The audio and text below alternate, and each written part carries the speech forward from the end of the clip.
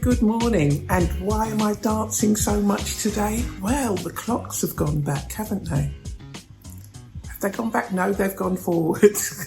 They've gone forward, which means longer days, but it also means a lot more distraction as we get ready for the summer. Spring will finally be in place, and the timing will finally be called British summertime, even though it's not going to get warm for another couple of months. But anyway, what I wanted to speak to you today about was this. How much attention are we paying to what our kids will be doing over Easter? It's lovely to have a break, isn't it? And the temptation is there to say, let them have a break. However, they've just had 3 months break and they've gone back hard and they've really worked for it. So of the 2 weeks, I'd give them a week off, let them do nothing.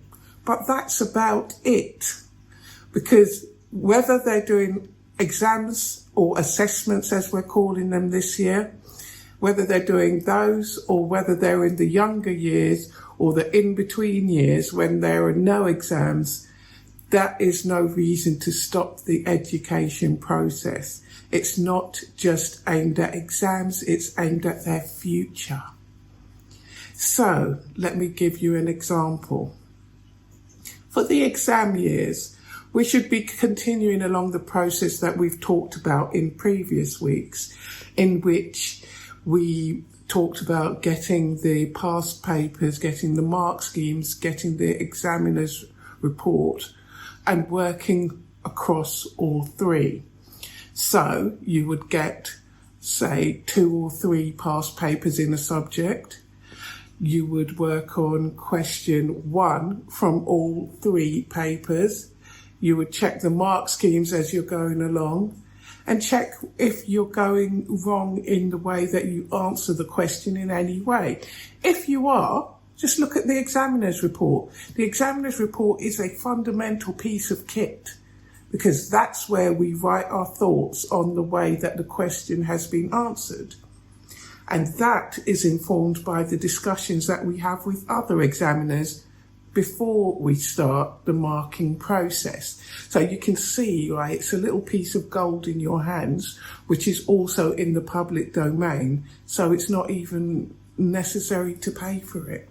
It's there, it's waiting.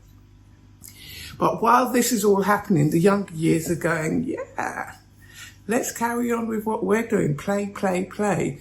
No, because every house needs a foundation. Yes, I just called your child a house. Okay, but they're a work in progress.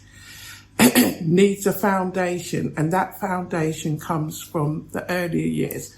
I'm not talking about whether or not they're going to fall behind, because I don't believe in that whole concept of falling behind. Excuse me. Falling behind what? It's a machine construct. It's trying to judge a goldfish on its ability to climb a tree type of construct. There's nothing in it. There's no falling behind, but there is some merit into looking at whether they're keeping up, because they need to be able to pack certain knowledge into their heads by the time they start adulthood, by the time they start making decisions about what they're going to do with their future. Yes, that may seem like a while away, but have you been around for the last couple of years? Where did that all go? So what they should be doing is keeping up the practice, keeping up practicing, challenging themselves. Ask for extra help, ask for extra resources. We have a few on our website, jgeducate.com, in which they can just practice what they've been taught in school, making sure they understand it, asking questions. If they have any questions that I can answer easily, I'm happy to answer on jgeducate.com. Just book a call. But in general, they should be going over what they've done in the last 4 or 5 weeks, what they've written in their books. Do they still understand it? Rework some of the questions in their books. Make sure they still understand it.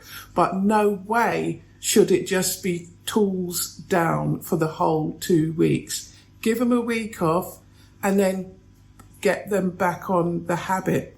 I'm not saying 6 hours a day. I'm saying back on the habit of learning something new every day. Could be an hour a day. It all adds up to the strengthening of those foundations that they have been building for so long. We don't want them weakened, because ultimately, if they do nothing in that time, there's always the risk that they end up in a position that they're stressed. Ask any year 11 right now. They've got exam years and a lot of them can't remember whether they've learned something or not, because they didn't keep up the practice in between, but instead waited for revision time. We want our kids to be happy learning, not stressed. And we want them to have milestones that they can be proud of reaching, rather than milestones which have been artificially set and are there to stress them out. Let's help them. Sometimes we have to be cruel to be kind. Do you remember that song from the 80s? Yes, I'm that old. In the meantime, I hope you all have a fabulous Easter. 2 weeks break, but I will be back with you on the 13th of April with lots more to report, and hopefully, excuse me, some clarity on what is happening with these assessments. I hope to give you some dates and times and expectations, but we can only hope, can't we? Maybe Gav will come out of his box actually saying something real and something that can be kept to and something that makes sense. Now there's a hope, isn't there? Have a good break. Take care.